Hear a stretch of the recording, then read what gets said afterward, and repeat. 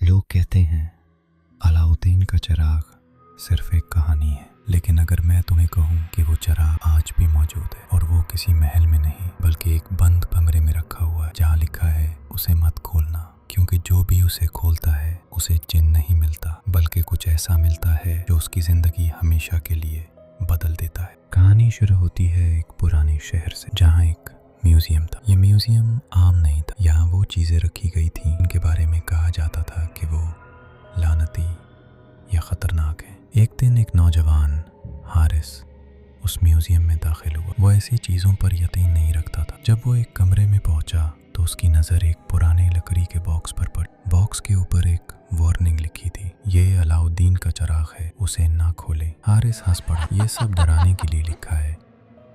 उसने बॉक्स खोला और अंदर से एक पुराना धूल से भरा हुआ चिराग निकाला। चिराग आम लग रहा था, लेकिन जैसे ही उसने उसे हाथ में लिया, कमरे की लाइट्स हल्की हल्की फ्लिकर होने लगी। हवा अचानक ठंडी हो गई। हारिस ने मजाक में चिराग को रगड़ा और अगले ही लम्हे कमरे में एक स्याह धुआं फैलने लगा। ये वो खूबसूरत मीला जिन नहीं था जो कहानियों में दिखाया जाता है। ये कुछ और था, एक साया जो आहिस्ता आहिस्ता इंसान की शक्ल ले रहा था। एक गहरी आवाज गूंजी, तुमने मुझे आजाद किया है।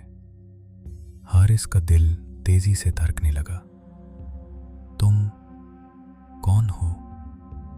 वो मखलूक आहिस्ता से हंसी, मैं वो नहीं हूं जिसकी तुम उम्मीद कर रहे थे। हारिस पीछे हटने लगा। जिन बोला, हर ख्वाहिश की कीमत होती है और तुमने मुझे बुलाकर वो कीमत कबूल कर ली है। अचानक कमरे के दरवाजे खुद ब खुद बंद हो गए। रोशनी मुकम्मल खत्म हो गई।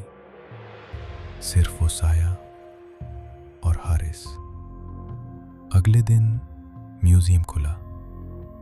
चिराग दोबारा उसी बॉक्स में रखा हुआ था, लेकिन एक चीज मुख्तलिफ थी। अब उस बॉक्स पर एक नई वार्निंग लिखी थी, उसे मत खोलना। एक शख्स पहले ही गायब हो चुका है।